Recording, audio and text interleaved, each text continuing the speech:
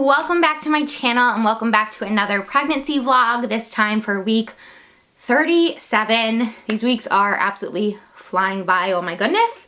And yeah, I wanted to update you on what I have been experiencing this past week. If you've been watching my weekly vlogs, then you'll probably have a pretty good idea of what this, what these weeks have been like, especially now that we are entering in like the late third trimester.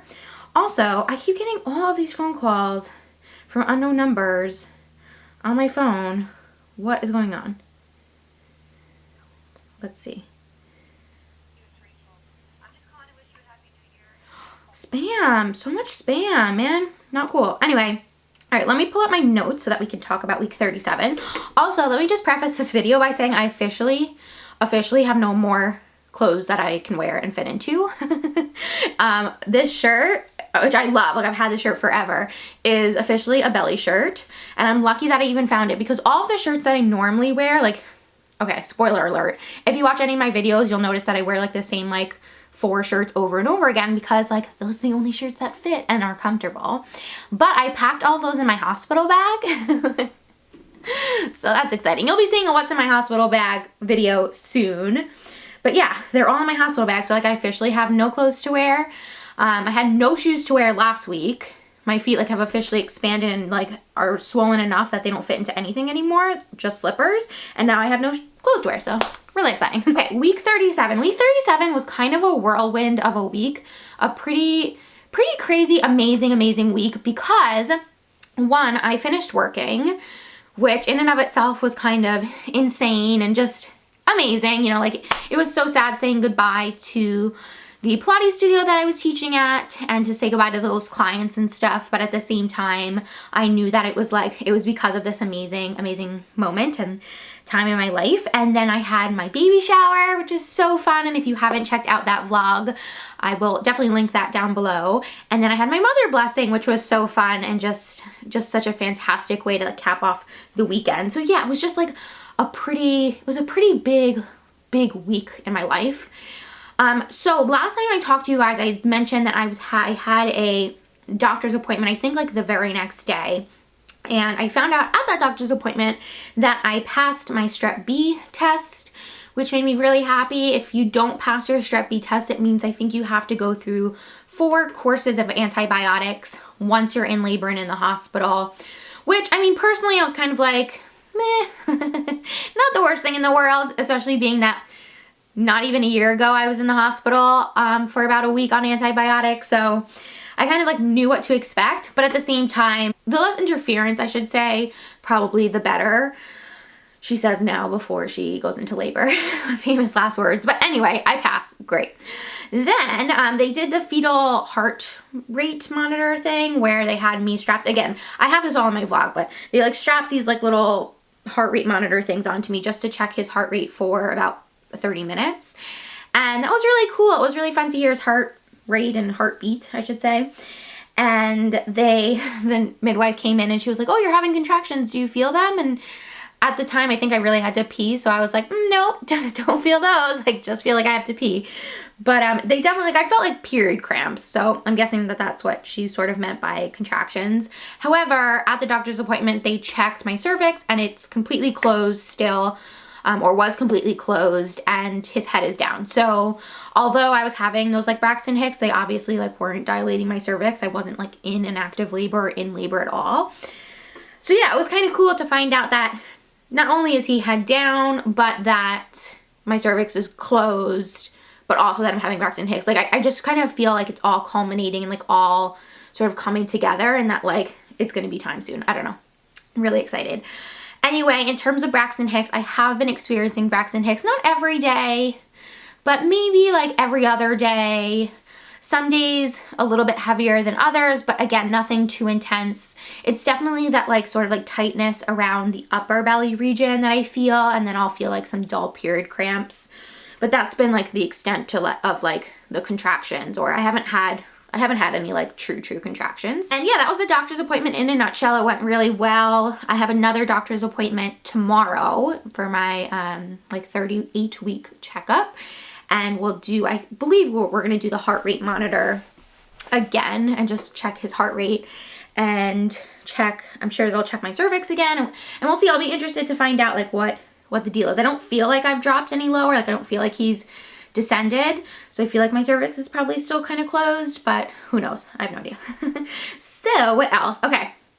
I wanted to mention that, and I've sort of said this in the past few vlogs about not sleeping or being like really tired because I'm not getting good sleep. And I realized in this past week that my definition of good sleep has completely changed. And I feel like this is like all part of becoming a mom and becoming a mother. And I'm sure those of you with kids can attest that you stop gauging how good a night's sleep you have by the amount of hours that you're sleeping uninterrupted. And it's more so about the amount of sleep that you get in between those interruptions and how good that sleep is. So I'm obviously getting up anywhere between, on a really good night, I mean, I'm getting up 3 times, but I'm getting up anywhere between like 3 and 6 times during the night to go to the bathroom. I just wake up, like things like that.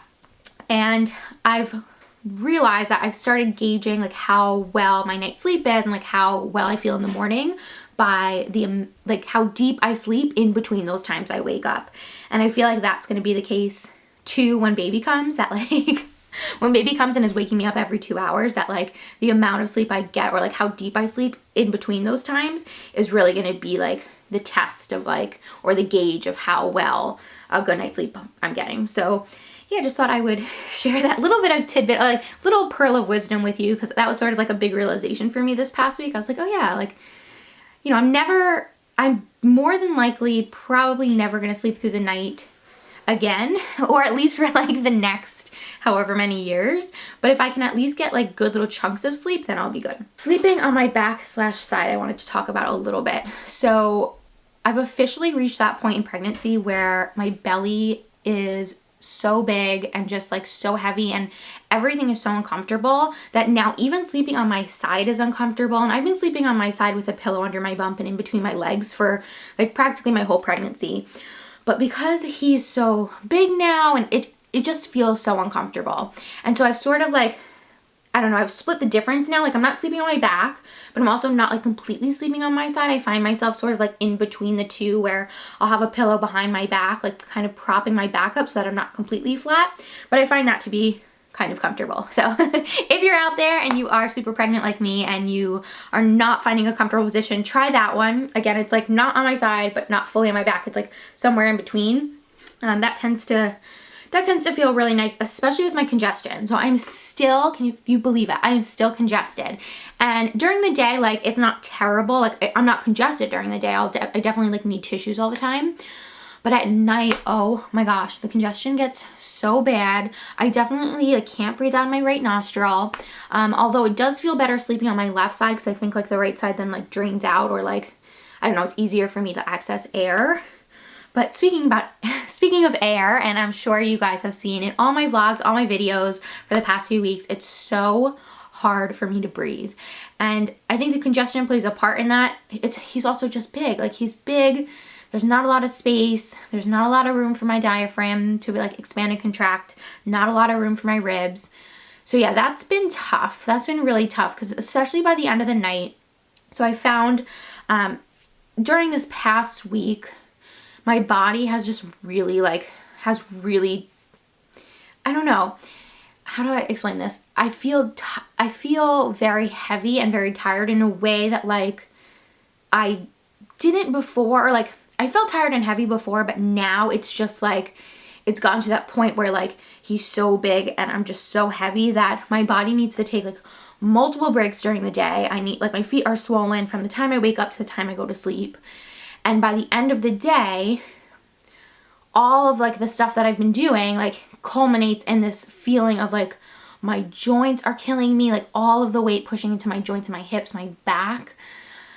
And it sounds like I'm complaining so much, and I get that, but it's just the reality. Like it's the reality of like by the time around like 6 or 7 o'clock hits, my back and my hips are killing me, my knees and my feet are killing me. Like everything hurts, everything is swollen.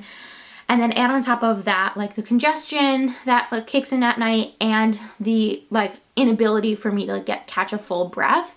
And it's just a lot. Like it sort of it all comes to a head at night, and my poor dear husband is just like, what can I do for you? Is there anything that you need? Like, what can I do? And he has been really great in terms of like massage and like trying to help, I don't know, circulate some of the fluid through my legs and through my feet, and just like making sure that I'm as comfortable as possible. But yeah, that's the reality of like this 37th week has just been like really intense in terms of how heavy I felt, how uncomfortable I felt, and just like how my body is really kind of, I don't know, like coming to this place where it's really gearing up. It's really gearing up for labor, and I can feel it. And speaking of like really gearing up for labor, and I should also mention too, like, I know I've mentioned a few times and you guys have seen how swollen my feet and my ankles are, but my hands too, like in the past week they're not super swollen by any means. They're definitely like a little bit bigger than they were, but it sort of hurts to flex and extend my fingers. It feels like a little bit sore and a little bit uncomfortable through my knuckles. And I figure that again is just like them being swollen. But yeah, and what was I gonna say? No, I forgot, mommy brain. Oh, in terms of gearing up for labor, so exciting. I have noticed, so besides the Braxton Hicks, which are like obviously are like getting your body prepared for labor, I've also noticed in this past week specifically, this didn't happen any other week. This is going to be like a TMI alert, so get ready. But I have had a lot more cervical mucus this past week than I have throughout my whole pregnancy. So throughout your pregnancy, your cervical mucus like stops, right? Because it like plugs up. That way no bacteria can go up into your cervix, and it sort of stays there until it comes out and you have your bloody show, which is the most like, I don't want to say like disgusting term, but like really like of all things to call it, to like your mucus plug comes out, you have your bloody show. Like it just is not pleasant to think about or to say. But I've definitely noticed an increase in my cervical mucus this past week, and I was like, oh, where did this come from? Like, that's so interesting. And I'm guessing it's because the cervical, my mucus plug is starting to loosen up a little bit, and like my cervix is starting to loosen up a little bit, and some of that is starting to come and pass through. It hasn't been like my mucus plug yet. I haven't seen that yet, and my best friend, who's my doula, I've mentioned, has explained to me many times like what that whole experience will be like, or like what I could expect from that, and that's not what it is. But it's definitely, it's cervical mucus that I haven't seen for months and months and months. So just thought I would mention that in case you are pregnant as well, and you know, you have that to look forward to, I suppose. Or if that has happened to you and you can relate, let me know in the comments down below. A weird thing to share, but you know. Anyway, so what else have we had on here? I've definitely been experiencing lightning crotch this past week many a time. And I think the first time I said lightning crotch, my husband was convinced that like I just made up that term. And he was like, I'm sorry, what did you just call that? And I was like, lightning crotch. And he was like, I don't think that's a thing. I was like, trust me, it's a thing. And then I pulled up my app this morning and it said, you're probably experiencing lightning crotch. And I was like, that is exactly what I'm experiencing. I experienced a lot of it last night, actually. But yeah, just like that pain, that like shock of pain that kind of like goes up and into your pelvic region, and it doesn't feel comfortable at all. I feel it mostly at night, to be honest. Just like another like fun thing I get to experience during the nighttime. I've also been this past week experiencing, or like been very sore in my chest and like in my nether region, which is interesting because I think, again, like I'm sort of attributing that to my body's preparation for labor and delivery, because up until this point, I don't know, my boobs like weren't sore. They weren't super sore at any point, like maybe in the beginning when they were really growing, but during the whole second trimester and the beginning of the third trimester, it sort of like leveled out. But in this past week, like if I stand up and gravity like pulls everything down, I can feel them. They're sore. And so I thought that was an interesting, fun thing to share. And then like, let's talk about some fun things that don't have to do with my sore boobs and my cervical mucus. I have been organizing like crazy, and it's funny because I don't know if I would call it nesting. I mean, it's nesting in like the definition of the term. But a lot of people say that like when you're nesting, like you want to, like you have this need, you really want to organize, and you get so much pleasure out of it, I guess. And my nesting is more so like, I feel like this baby can literally come any day now, and up until this point I hadn't had time to organize his clothes, to clean his clothes, to organize his dresser, to organize like our setup in our room for him. And I finally got that opportunity yesterday and the day before, and have done all that. So if you're interested in sort of seeing a little bit of like that behind the scenes, definitely check out my weekly vlog. That'll be up on Monday. I'm also gonna film like a whole like how I organized his dresser, in case you have the same IKEA dresser, because I freaking love these IKEA dressers. They're the best. But yeah, it wasn't like a desire. It wasn't like, oh my gosh, I can't wait to organize his clothes. I can't wait to do this. It was more so just like, I have to do this, otherwise it's not gonna get done. And I'm proud of myself, and I'm glad I did it. And it, again, it like needed to get done. But I didn't feel, I don't know if I felt yet that like strong nesting urge. I feel more just like the pressure of him coming, and like, I have to do it, it needs to get done sort of thing. So yeah, that got done, which made me really happy. I mentioned that we have a doctor's appointment tomorrow, which I'm looking forward to because, funny enough, it's with a doctor who's part of the practice. She's one of the 2 doctors, and I haven't met her yet. And part of me was like, kind of, I don't know, chill about the idea of like not meeting her potentially, and then just like taking my chances and like seeing who I got the day I go into labor. Because I've only heard like great things about her. But yeah, we were able to get an appointment with her tomorrow, so that'll be fun. Oh, and then I wanted to show you something. Hold on, I'll be right back. Okay, after this I'll do the belly shot and then wrap things up. But so as I've gained lots and lots of weight, so at my last doctor's appointment I was 170, which means, folks, like I've gained 50 pounds so far this pregnancy, and that's a lot. I've noticed my face, I've lost like all definition in my face. I've lost my jawline, I've lost my cheekbones, but fine. So last week I was like, oh my gosh, I need to contour. I need to contour, because as much as like I'm all about gaining weight, like healthy weight for the baby, and like as long as baby is healthy and happy, I'm happy. It was just killing me that I could not see my cheekbones and could not see my jawline. So I need to tell you guys about this product. This is the KIKO MILANO Sculpting Touch Creamy Stick Contour. And I don't know if this is like has been out for a long time. I like really know nothing about it. I got it on Amazon. It is amazing. I love it. I've had it for about a week and a half now. I use it almost every day or anytime I put on makeup.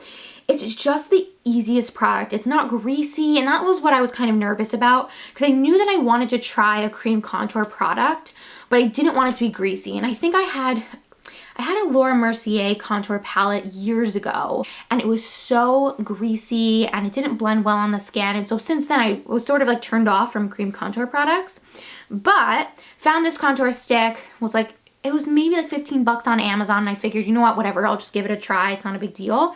And I love it. It is perfect. So I'm going to link this down below. If you're pregnant, even if you're not pregnant and you're just looking for like a really good, inexpensive contour stick, I would definitely check this one out. Okay, and let me show you my belly, little belly shot. Okay, so like I said, nothing fits anymore. So I'm just going to pull the shirt up a little bit because my belly is sticking out. I walk around with my belly sticking out just because, like, show me a shirt that's going to cover this. But yeah, here's the belly. Pretty big for 37 weeks. But yeah, there he is. Again, I don't think he's dropped. I still feel him quite high up. I still feel like I have quite a round, sort of like lifted belly versus it being super low. But yeah, this is it for 37 weeks. And that's it, guys, for my pregnancy update. So yeah, this past week was just just a lot in terms of, you know, finishing work, organizing, cleaning all his stuff, getting ready for baby, and at the same time just being like super pregnant.